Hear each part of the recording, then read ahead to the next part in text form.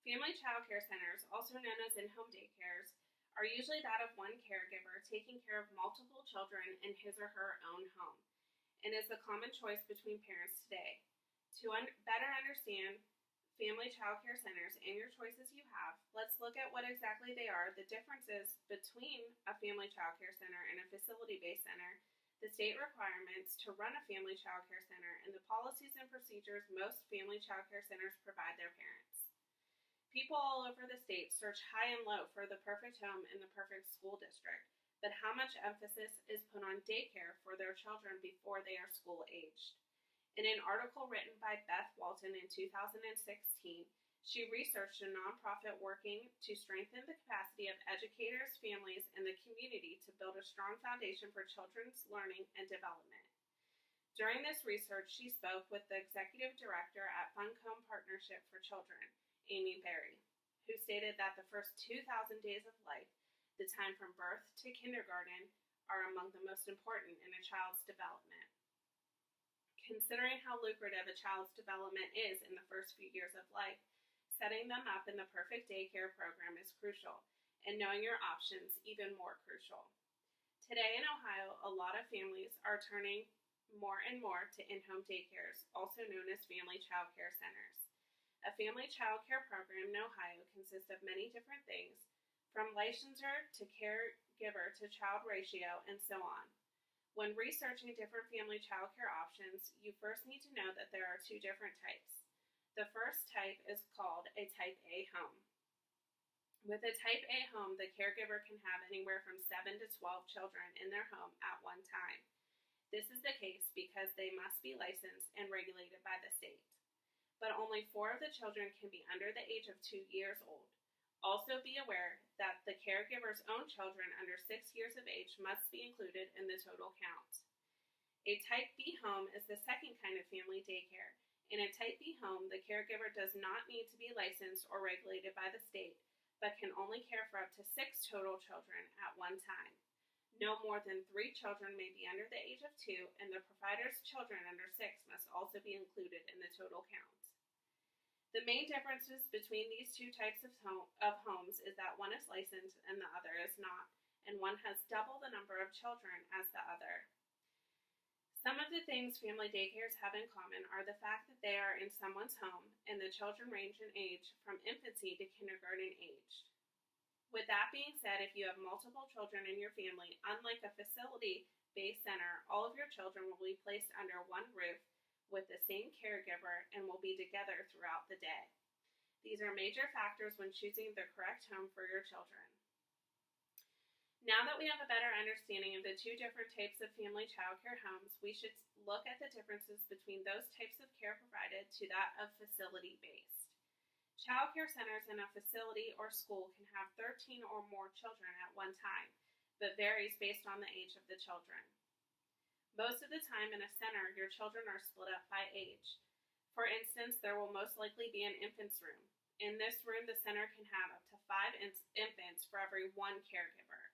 In a toddler room, the center can have up to 7 children for every 1 caregiver, and so on. What this means is your infant could possibly be in a room with anywhere between 5 to 10 other infants, depending on how many providers are in that room. Your toddler, 7 to 14 other children, and your preschooler, 12 to 24 children. These types of centers must be regulated by the state and must be licensed. Centers usually operate in a more formal school type of fashion versus a family daycare.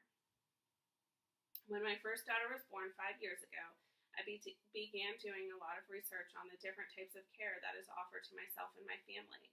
And during this time, I was extremely overwhelmed with the thought that my infant, at only 4 months old, would be dropped off at a center with tons of other children in a less than intimate setting.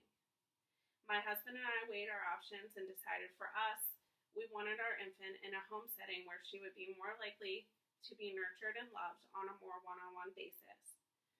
But others may feel safer choosing a center because they are licensed and regulated by the state. The Ohio Department of Job and Family Services licenses over 3,500 child care centers, which care for over 215,000 children each day. And to some parents, that licensing and regulation might be what they are looking for. So take into account each and every option out there before narrowing things down. Once you have narrowed your choices down and have decided what is best for yourself and your child, it is now time to research what is offered at the care provider center or home. Make a list of questions you want answered and research multiple facilities before coming to your final decision. I wrote down questions on a notepad and felt odd at first about being so formal when interviewing care providers, but at the end of the day, this is your child's well-being, and you want all your questions answered, so do not be afraid to march into a meeting with your notepad and pen. Some questions that should be on your list are, what are your policies and procedures? For instance, do you have an open door policy where I can come in at any given time unannounced to check on my child? What are your sick policies, and how do you handle if a child becomes ill in your care? What are your behavioral issue policies, and what is your definition of discipline? As the parents, you need to know that both yourself and the caregiver are on the same page about all of the above. If you do not believe in timeouts, but the caregiver does, this might not be the best fit for you. Move on and interview the next candidate.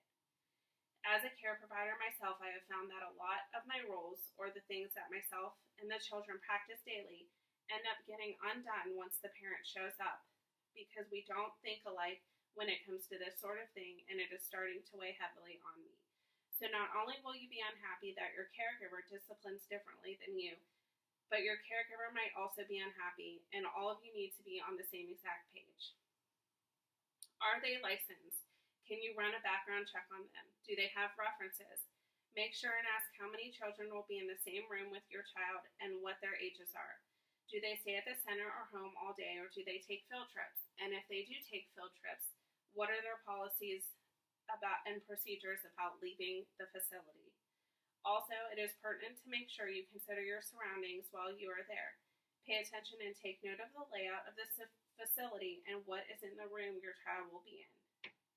Take someone along with you to the interview or meeting, so you have a second set of eyes and a second mind that can ask any questions you may forget. There was once an in-home daycare that myself and my husband went to look at and meet with the provider, and I did not notice half of what my husband noticed, because it was my first time interviewing someone and I was a nervous wreck. We got in the car and I said to him, well, she was nice, I liked her.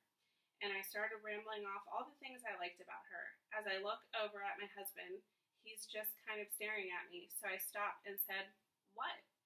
He laughed and said, no. Didn't you notice the gun case in the room the kids' play area is set up in? Or the treadmill that is folded up and leaning against the wall in the corner for the kids to get hurt on? Or the fact that a very large dog was running around in and out of the playroom? And I just laughed back and said, no. You can't think of every last thing when faced with these types of choices, but being prepared and taking another person along with you will help immensely. There is nothing more important in life than your children, and if you cannot be home with them due to work obligations, you need to be prepared in finding the best fit for your family. Some parents may choose a center because they like the formality of it and the fact that it is center-based and licensed and regulated by the state. But others may choose the family daycare option to give their young children a more intimate, quiet, and home-like environment. No choice is the wrong choice if it works for your family, but know your options and do plenty of research and planning. Good luck and thank you.